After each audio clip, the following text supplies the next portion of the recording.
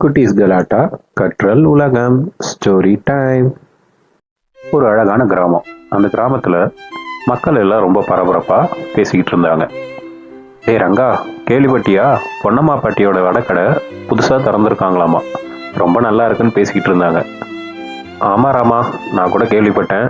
இப்ப எல்லாருமே அங்கதான் போயிட்டு இருக்கோம். நீயும் வாயேன், ஒன்னா போலாம். இப்படி பல பேர் பலவிதமா பொன்னம்மா பாட்டியோட வடக்கடையை பத்தி பேசிக்கிட்டு இருந்தாங்க. யார் அந்த பொன்னம்மா பாட்டி? அவங்க என்ன பண்ணாங்க? இது எல்லாமே நம்ம இந்த கதையில பார்க்கலாம். இவங்க தான் நம்ம பொன்னம்மா பாட்டி. இன்னைக்கு புதுசா வடக்கடை திறந்திருக்காங்க. அவங்களோட சமையல்னா இந்த ஊர்ல எல்லாருக்குமே பிடிக்கும். ஆமா, பொன்னம்மா பாட்டியோட வடை எனக்கும் ரொம்ப பிடிக்கும். நான் தான் உங்களுக்கு பிடிச்ச காக்கா.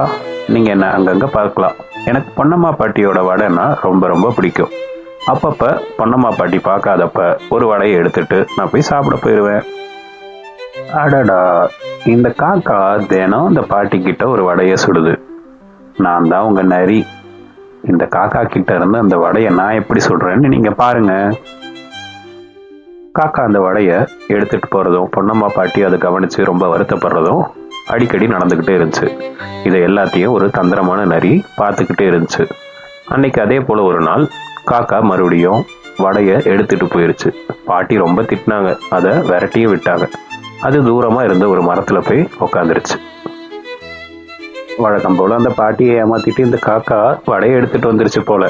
இன்னைக்கு எப்படியாவது ஒரு தந்திரம் பண்ணி நம்ம அந்த வடையை எடுத்துடலாம் அப்படின்னு அந்த நரி ஒரு திட்டம் போட்டுச்சு.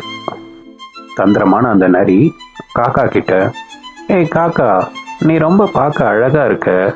உன்னோட குரலும் ரொம்ப அழகா இருக்கும் போல. எனக்காக ஒரு பாட்டு பாடுவியா அப்படின்னு தந்திரமா அந்த காக்கா கிட்ட புகழ்ந்து பேசிச்சு.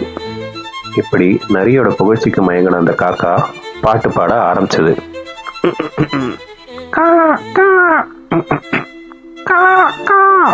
அப்படின்னு பாட ஆரம்பிச்சிச்சு.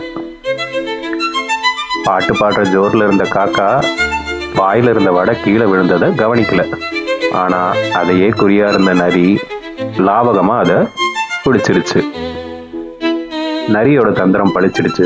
காக்காவும் ஏமாந்து அந்த வடைய கீழே போட்டுடுச்சு. நரி சந்தோஷமா அதை எடுத்துக்கிட்டு காட்டு பக்கமா போயிடுச்சு. ஆக குட்டீஸ், வீண் புகழ்ச்சிக்கு நம்ம மயங்கக்கூடாது. அதே போல யாரையும் ஏமாத்தணும்னு நம்ம நினைக்க கூடாது. இதுதான் இந்த கதையில இருந்து நம்ம தெரிஞ்சுக்கிறது. மீண்டும் இது போல சுவாரஸ்யமான சில கதைகளை பார்க்கலாம் குட்டீஸ். குட்டீஸ் கலாட்டா கற்றல் உலகம் சேனலுக்கு சப்ஸ்கிரைப் பண்ணுங்க. நன்றி. மீண்டும் சந்திப்போம்.